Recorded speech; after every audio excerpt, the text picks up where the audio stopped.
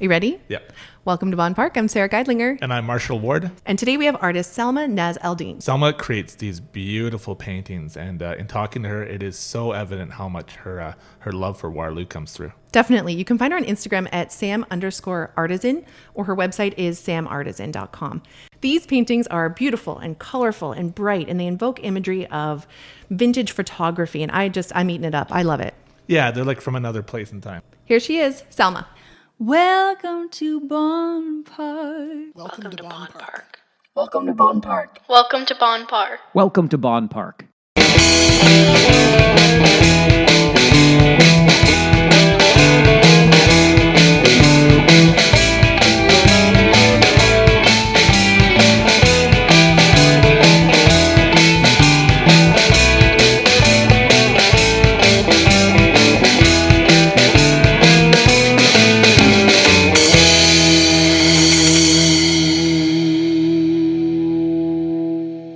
Do you enjoy Bonn Park Podcast?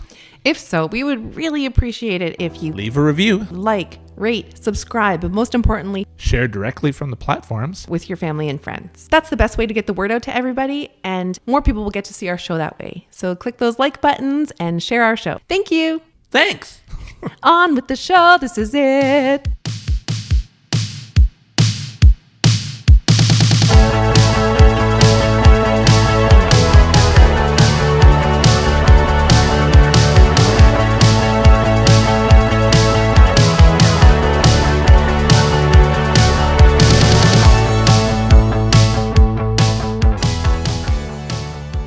Bonn Park is supported by Gifted in Waterloo. Gifted has some of the quirkiest, funkiest, and coolest gifts you'll find anywhere, like tea infusers, mugs, cozy reading socks, plant pots, cushions, and throw blankets, along with amazing puzzles and games. Want the perfect gift for that hard-to-buy-for special someone? Whether you're looking for something nerdy, literary, cute, funny, bizarre, local, nostalgic, or unexpected, Gifted has it. Among all the unique items from around the world are amazing creations by local artists, along with one-of-a-kind greeting cards. You're bound to find what you're looking for, even if you have no idea what you're looking for, at Gifted. Shop online at giftedwaterloo.com and check them out on Facebook and Instagram.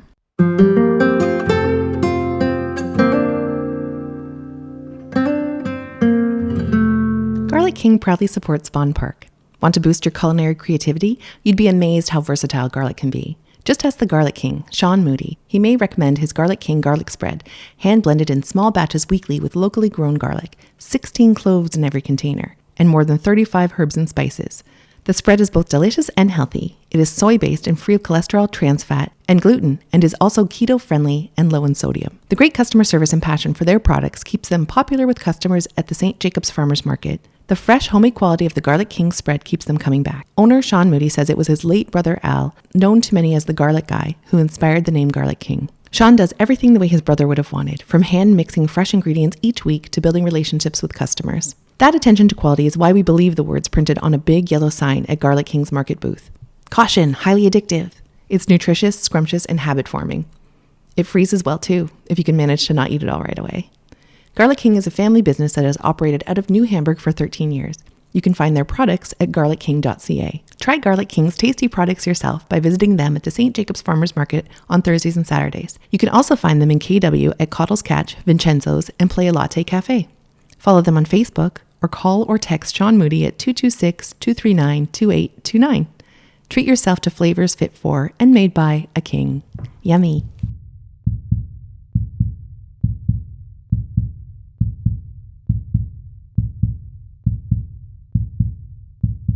We are supported by Heartbeat Hot Sauce. All of Heartbeat sauces are made with maximum flavor and balance in mind. They've got a range of flavors including red habanero, jalapeno, pineapple habanero, blueberry habanero, piri piri, and a scorching scorpion pepper sauce. Heartbeat Hot Sauce ferments their peppers using traditional methods, then cooks them with a few simple, high-quality ingredients. They add no water, thickening agents, or chemical preservatives. Their sauce is fresh and natural. Whether you're a spice junkie or have milder tastes, Heartbeat has a flavor for your palate. You can find Heartbeat hot sauce in specialty shops like Vincenzo's, La Fromagerie, and the Allura Mercantile, and select Loblaws and Sobeys supermarkets. Visit them at heartbeathotsauce.com or follow them on Instagram and Facebook. Treat your tongue to some exciting new flavors that will raise your heartbeat.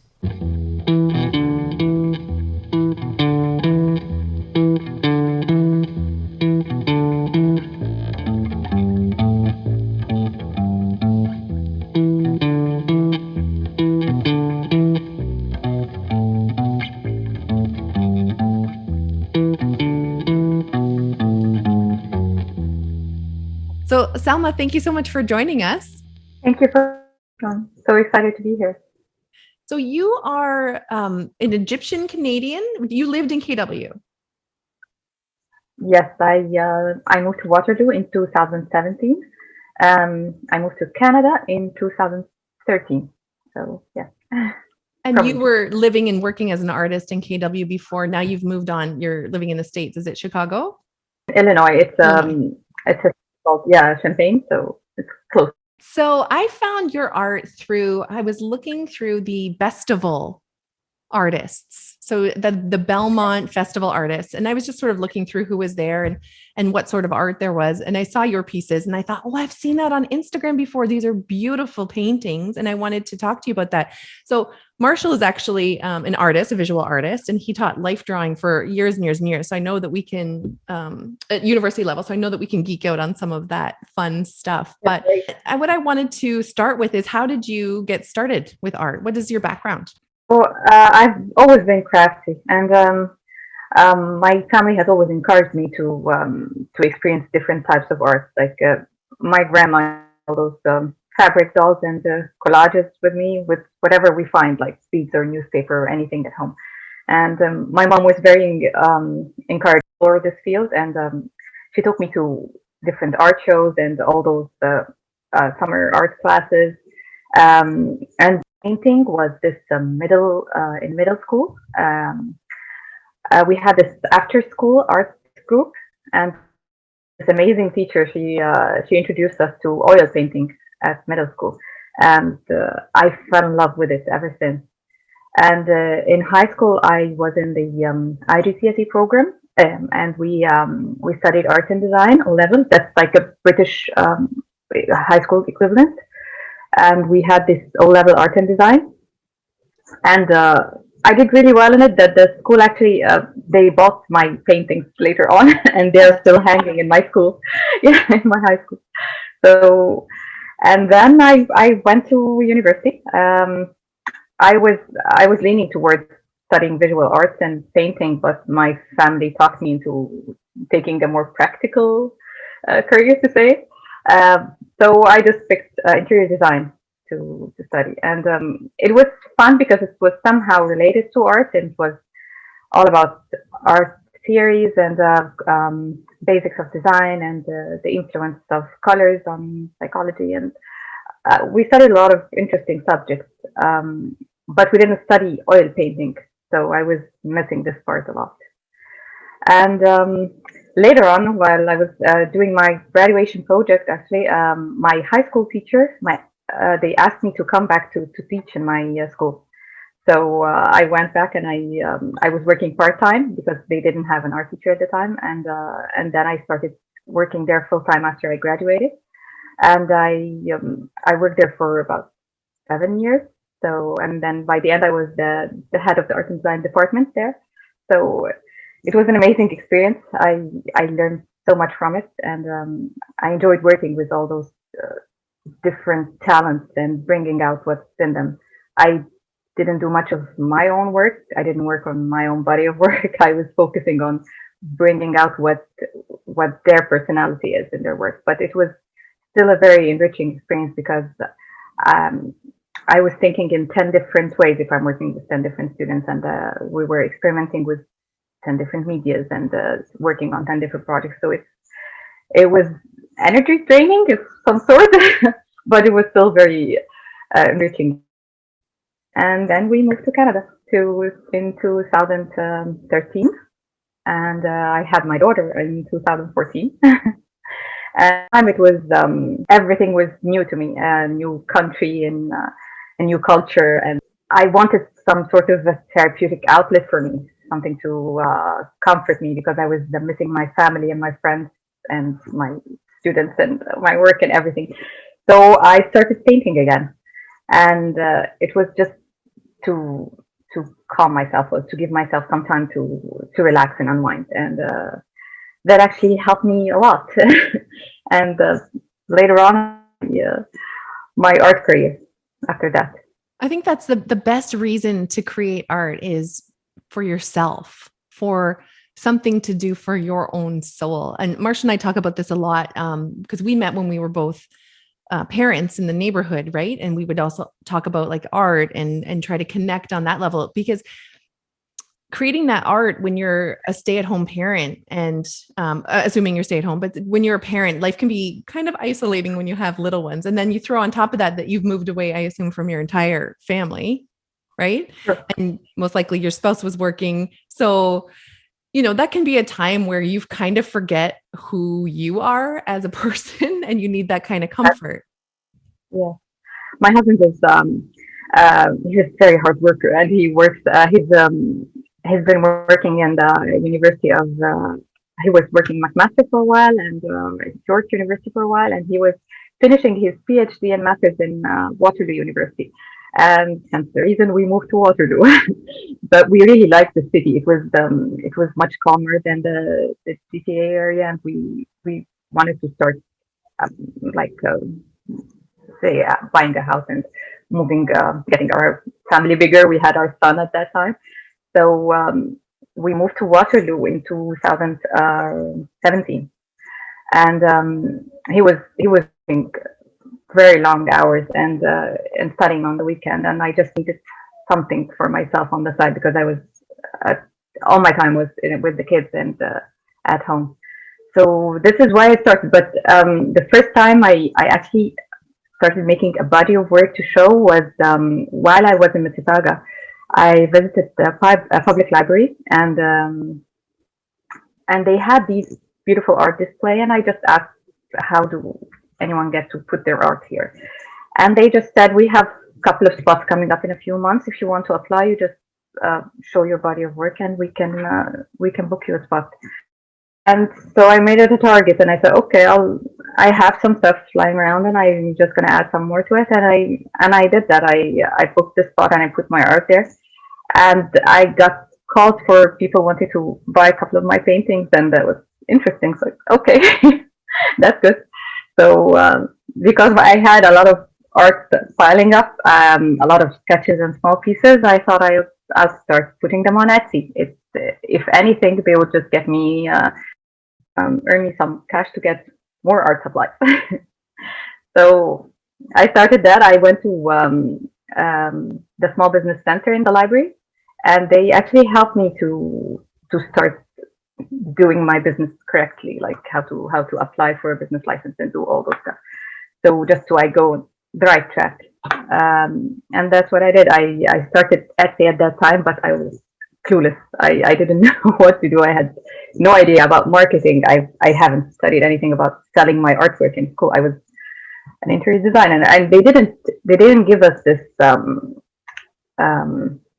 these courses to how to study yourself, how to present yourself to others, to say, this is my artwork, please buy it. They didn't tell us how to do that. So I was very shy, and I had it took me years to say that I am a visual artist and this is my work. So I learned everything through trial and error, and I read a lot of books, and I watched a lot of online courses, and attended a lot of classes, and the boost came in after I moved to Waterloo, actually. Selma, I'm really intrigued by the fact that you were introduced to oil paints at such a young age. I find in North America here, people usually get introduced to acrylics first, and then they move on to oils, and then they stick with oils and never look back. Or some painters just work with acrylics their whole life and never touch oils. That's a really interesting idea that you were introduced to oils so early, and you've stayed with oil painting. Sure, I have to give it to my middle school art teacher, because the art class in school was just a pastime for everyone. They would just scribble anything, and they didn't take it seriously. And I really loved art. She took this small group of 5 or 6 kids, and she would take us to. We had this lovely small garden in the school, and we would just pick leaves and then start drawing them with pencil colors and stuff. And then we kept asking her to paint, because we wanted to paint. And she introduced us to oil painting at the time, and I fell in love with oil paint. I tried acrylic uh, while working in interior design, I had to try gouache too because it was to illustrate the furniture and the perspective and stuff like that. But I always go back to oil painting because it's such a forgiving media to me. I just enjoy the blending and then the layering, and you can do anything with oil. Acrylic, you have to be on your toes because it dries too fast, and if the background is not done well, then you have to do it all over again. And to me, oil is very forgiving, and it gives me the time. So if I have the luxury of time to work a la prima, and then I do several layers in the same day. I work long intervals, then I can do that. And if I just couldn't, I'll put my paint in the freezer and I'll come back to it the next day. So it really worked for me well, and I have to give it to my middle school art teacher for introducing me to that. When I was in high school, also my uncle, who was living in Canada at the time, he got me these Bob Ross books and a couple of his episodes, and it was the first time I see someone creating those landscapes, and it was just amazing to me that if you use the brush in a certain way, then you can get this texture and effect, and if you blend those two tones together, then you can get this certain effect. And it was an amazing experience for me, and I loved how the whole thing of self teaching worked, like that you can mix stuff like a chemistry equation, and then you get these certain results. And with oils, it's very versatile, and I keep learning rules and then rules out and starting learning new ones, and it's very challenging and very interesting to me. So I want to talk about the content of your work. These images, these recent images, are beautiful. They are colorful. There are sort of pop culture images that we might relate to, but they have a twist on them. What is your inspiration for this work? I know you've got a whole section on your Instagram highlights that's Audrey Hepburn related. So what is that inspiration for you? So I've always been interested in vintage photography, and I had boxes of pictures of my family from like my great grandma, where I had pictures of family members that I didn't even meet or know, because everyone was passing down their old pictures to me. I love them. I still keep those boxes to me. And my mom and my grandma, they had these piles of fashion magazines, because they used to make their own dresses in the 50s and the 60s and 70s, and I just love those patterns and the pauses and the pattern and all the colors. It was very inspiring to me. So this era specifically is very inspiring to me. Also the movies. I've always been a big fan of movies, and again, this particular era of movies, they're very inspiring to me because of all this rich colors and these tableaus that they were making. Flea markets and antique stores and stuff like that. They all have these inspirations on me. So at the beginning I was a bit scared of trying portraits because I didn't study portrait, and they didn't come out the way I wanted them in my head. But with practice and observation, I started getting better at portraits, and once I started, I couldn't stop. They were the best interpretation of how I feel and how I want to express these just simple gestures or delicate emotions, like nothing too extreme, just a simple pause reality, if you would say. And they were easier to tell a story without saying too much. Like, I just give you the face, and you can make up your own story about this person and how she felt and what she's going through. Again, the interior designer in me is still thinking about what will this piece add to the room, and will it bring joy. And I try to have my most of my characters on the cheerful spectrum, so that they add joy, and that whoever has a painting of any of my portrait feels like they're having this sophisticated guest in their living room who is attending a party all the time, and they can introduce them to their friends, and they can enjoy having them in their homes. And just these nostalgic themes, I guess. Audrey Hepburn, of course, is my muse. So I always come back to her because she is that little black dress no one can deny, and she's not too much. She's not screaming this beauty icon. She is just this subtle elegance that is timeless, and that no one can deny, and no one can argue on. Have you had people tell you they're surprised that your paintings are done in oil? What I mean is, when I look at the painting behind you, it looks like you're an acrylic painter. Like that looks like a bold color field of cadmium yellow paint, you know? And people must question why it's almost like you paint like an acrylic painter, but I see the warmth of the oils in the work. Do you find people tell you, oh, I thought these were acrylic? True. And sometimes I do mix. Like sometimes I would do a base in acrylic if I want to get like a certain fast base, and then I do over it with oil because I feel the vibrancy of the oil paint is much higher than the acrylic. So even if I do a base in oil color because I want to in acrylic, I'm sorry, to just to get, I still go back and paint in oils over it.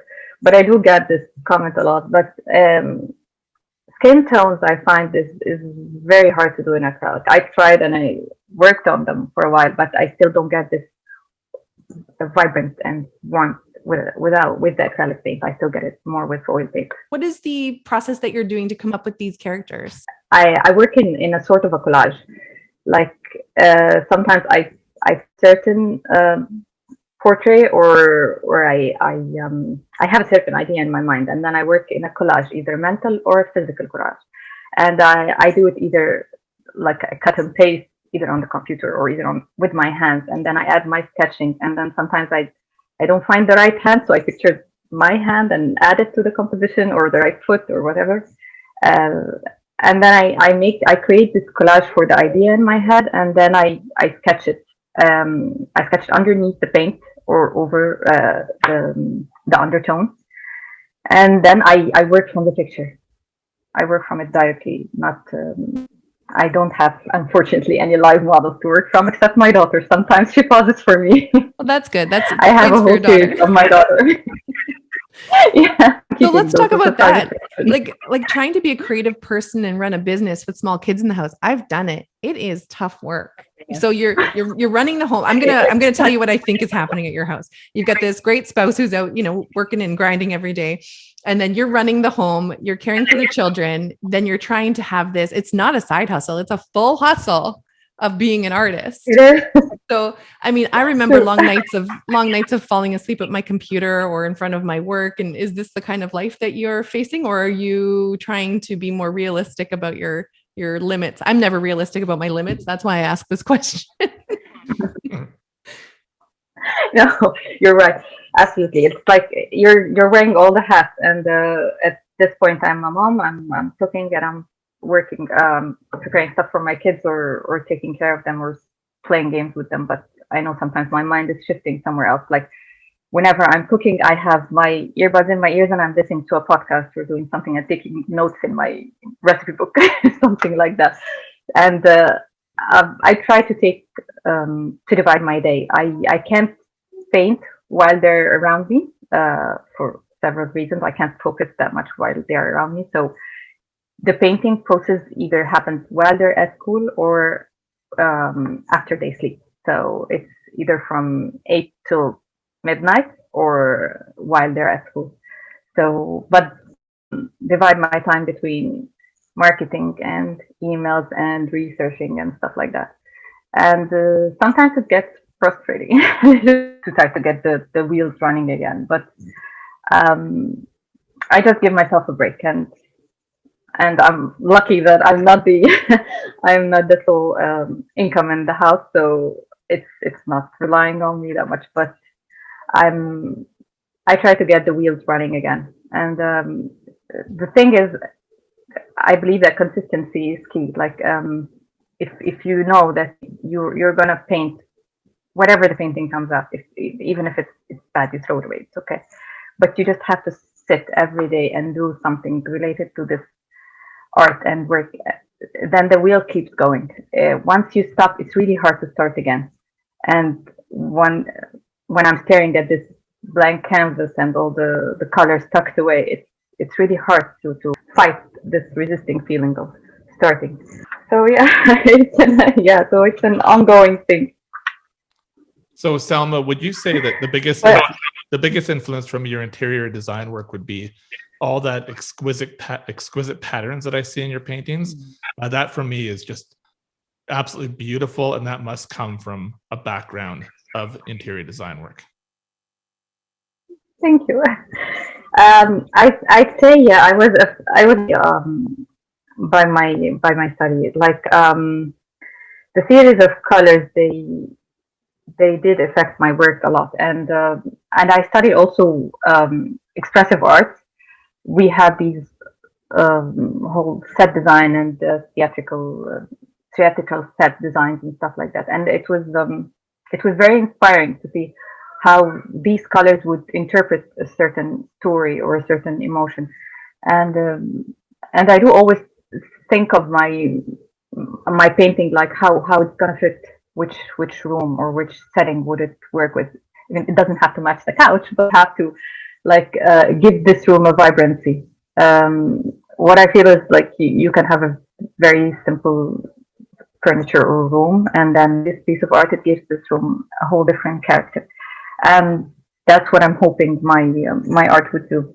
I was going to say, I've heard that some people decorate their entire room around a painting. Mm-hmm. They buy a painting that they absolutely love, and then that painting kind of dictates how the rest of the empty room is formed. Have you heard about that?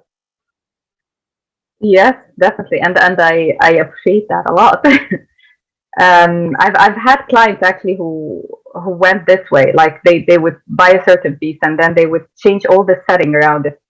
I've had a very nice client in Texas who has this seasonal roundup for her home on art. Like she puts up these painting as a centerpiece over a mantle, and then she starts decorating everything around it, and then the whole house has changed.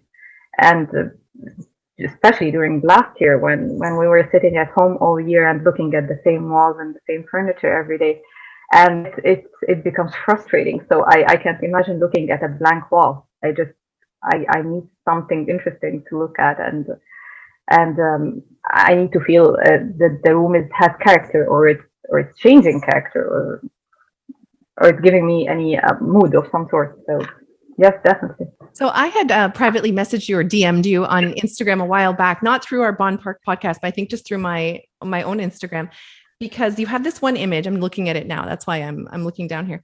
It's a bubble gum pink background. It's a young woman with curlers in her hair, and she's got like a fur collar and a cigarette hanging out of her perfectly lipstick mouth. And I think I messaged you something like, "This piece speaks to me. This was my mother. This reminds me of who my mother was." Really? Yeah, totally. This was a long time ago. So, it's just so beautiful, and it really speaks to that vintagey homage. How these old photographs, the cigarette hanging out of the mouth was nothing back then, or the cup of coffee beside them. These pictures of health weren't really popular in the 50s, 60s, 70s, right? That specific first image really was the one that grabbed me, and I thought, oh, this is something special. And the use of color, I love this. I love breaking this rule of, when we were kids, we always taught like pink and red, you don't put those colors together, but those two colors to me, they speak volumes because they're so fleshy and so full of life. Yes, they are. That's the thing. Like we learned so many rules at school, like you said, and then actually, yeah, you can start with black and layer on it, and then you don't mix these paint to get skin tones, and then yeah, let's try that and mix and get skin tones. I'm the more I learn, the more I see that there are no rules. You can try everything. And this piece especially is very dear to me. I had it on my profile for a year, mm-hmm. because she had this edge and this character for her, and I love that. I wanted to transform my work into this field. But this is me. This is me. I'm speaking. And all my work has this retro roots in them, and I love giving this theme because again of the patterns and the vibrancy of colors. And this one specifically was I added something to her robe, like a black rose for a commission work, because it reminded her of this dark beauty. And that's what I like to do, is like adding some secret messages that only me and sometimes the collector knows about. And yeah, this was one of my favorite pieces too. Yeah, I love this one. So then I just want to get into your signature. Your artistic signature on your pieces is very interesting. What is the story behind that? How I find my name, Sam. Well, Sam has been my nickname since middle school, I think, and my best friends called me Sam. So it was a very dear nickname to me, and I kept it through all my life. Like I would write Sam for any shortcut on anything. So when it was time to name my business, it was I guess going through a lot of stuff, art by Sam, Sam Azizan, and stuff like that. And then signing it, this Sam was just me, because it had this dear memory to my heart of my best friend. And just trying the writing of the signature, I kept again trying so many different styles until I came up with this one, and I felt it was again this edgy but very simple one. Mm-hmm. When it comes to Canadian history and painting, my mentor, Michael Manson, I remember looking at her work and realizing she didn't start signing her work till the late 70s. Prior to that, she just didn't sign it. And I asked her one time, she said, well, I was a woman artist. I just didn't feel like it was important. It didn't matter because I was a woman. And I remember being really thrown back by that. But I thought about how much male artists, like the Group of Seven, and I could go on, how male artists dominated Canadian art and painting throughout the century. Did you at some point kind of get a sense of that here in Canada, it took a long time before women artists like Emily Carr were being acknowledged and as equal artists? Well, as I was telling you, it was actually very difficult for me to pronounce that I am a visual artist. So definitely signing my painting took some time, until I had to sign my name so that I tell people that this is actually my work. And I don't give the look of the traditional artist that you would see. So meeting people and talking about my art was a very hard border that I had to cross, and it gave me a lot of confidence to meet other people, and for that to actually thank the city of Waterloo for that, because after I moved to Waterloo in 2017, and I applied 1 year for this Waterloo Art Market. I'm not sure if you remember this. It was Art in the Square. Yeah, and at the final Friday. So the final Friday was the art market, and it was my first time to actually display my work to people and talk to them about it in a business sense.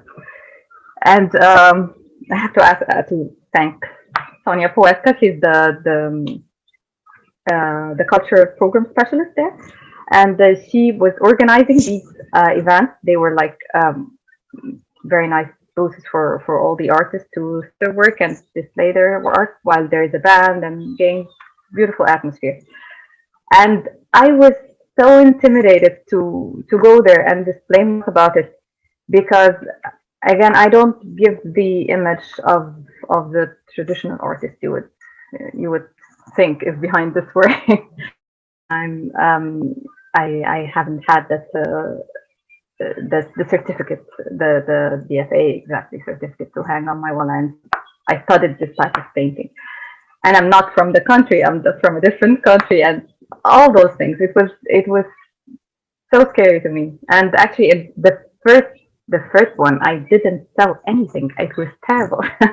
I stood there and I was silent, and I couldn't talk, and I couldn't breathe. I think for the few hours I was miserable. But it was the best learning experience for me, because I saw how other people are interacting, and people who came and talked to me, they were very kind, and very appreciative of my artwork, and they talked to me and discussed my work to me. And I've never discussed my work until that point with anyone. So I did appreciate everyone who stood there and just discussed colorment and whatever this portrait is of, and that gave me a huge boost because I was already booked for the second month, so I had to prepare my work and I had to get myself together, or I'm gonna be miserable for the next 3 months. And by the last summer of that year, it was 2018, I think. My booth was sold out. I had all my prints were selling out and all my cards, and I had so many commissions asked of me, and I met amazing people who introduced me to the KW Society of Artists and the Art Bay group, and beautiful short from KW artists who told me about places where I can print my work there, and that really turned my work and my whole career from being a hobbyist who is doing art, whatever painting comes to my mind, into an art career, and doing this as a professional artist and thinking about how to focus in my work and how to manage this the right way and how to present myself the right way. And I just have to say it's the community. I was blessed to be in this community who would appreciate art and who would welcome someone like me coming from a whole different country and just appreciate my work and give me the chance to find myself in it. You just tied your life and your work and your inspiration into our local community here. And there's no better way for us to present that. I feel like we're kind of done. Yeah. So also the city of Waterloo was also helpful to me because they gave me a chance even last year during the pandemic and everyone was having a hard time, and they opened their visitor center at the end of the year, I think. And they gave a chance for emerging artists to show their work, and they gave me a whole wall to play my art. And as you know, 2020 was very hard because all the shows were canceled and all the markets were canceled, and giving me that opportunity to show my work to humans again in real world, that meant a lot to me. And they even had this event where they asked for artists to make banners for the Waterloo Park promenade, and one of my work is hanging there, and it really meant a lot to me that in these couple of years I was able to have my art displayed in the Waterloo City Park. That really meant a lot to me, and the whole experience in Waterloo gave me a great boost of confidence to resume my work.